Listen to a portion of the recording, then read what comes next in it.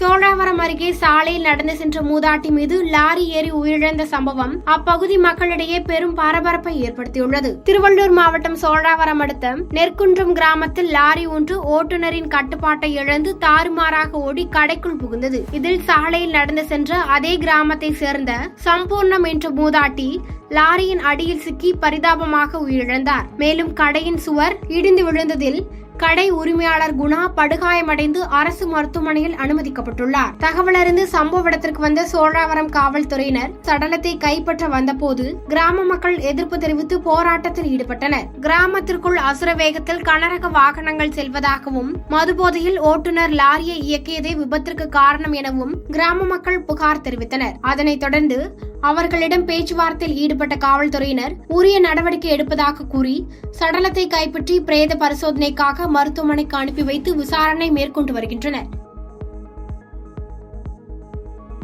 பாதகம் செய்பவரை கண்டால் நாம் பயங்கொள்ளலாகாது பாப்பா, மோதி மிதித்து விடு பாப்பா, அவர் முகத்தில் உமிழ்ந்து விடு பாப்பா.